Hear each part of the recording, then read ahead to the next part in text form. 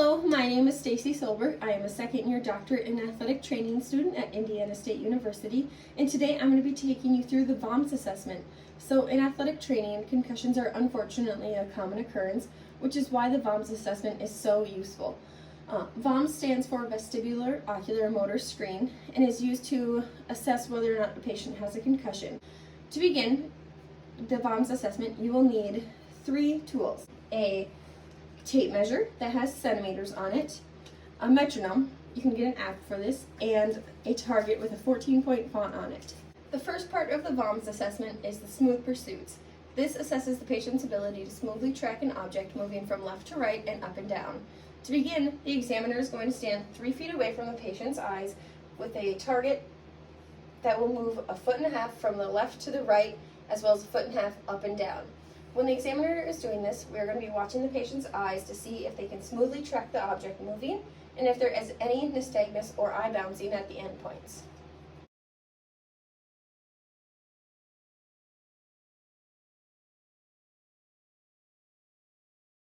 The next part of the VOMS assessment, assessing the saccadic eye movement of the eyes.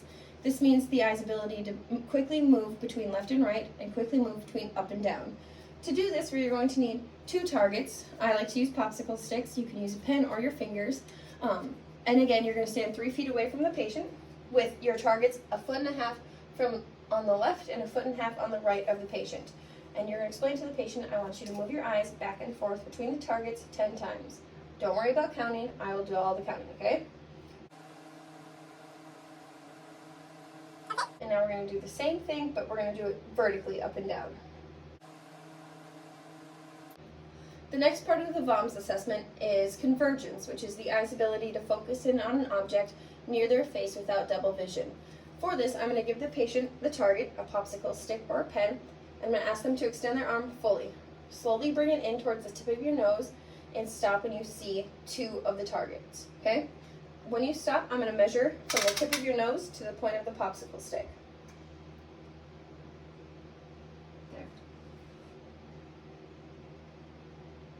Alright, and if we were assessing this patient for a concussion, we would do this 3 times.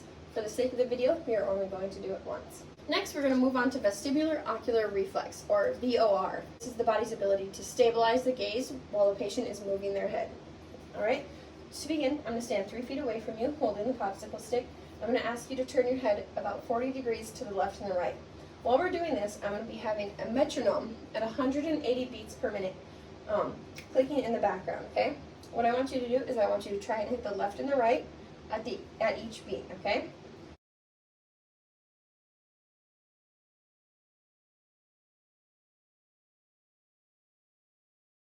And now we're going to do the same thing but up and down.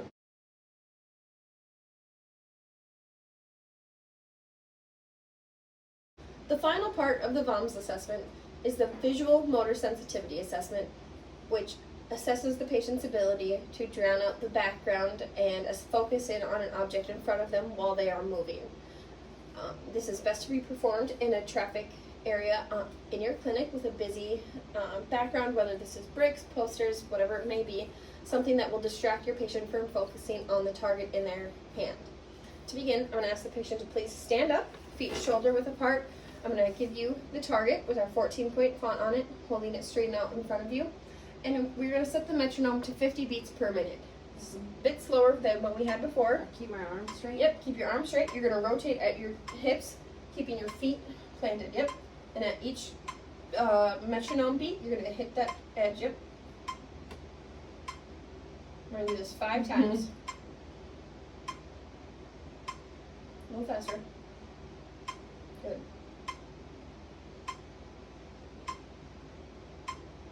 Alright, so that is the VOMS assessment. To begin all of that, we would start with a baseline score of headache, dizziness, nausea, and fogginess.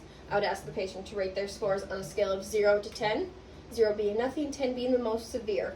After each one of those assessments that we just performed, I would ask the patient to reevaluate how they are feeling, headache, dizziness, nausea, and fogginess, and give themselves a rating. At the end, anything over a greater than 2-point difference is indicative of a concussion.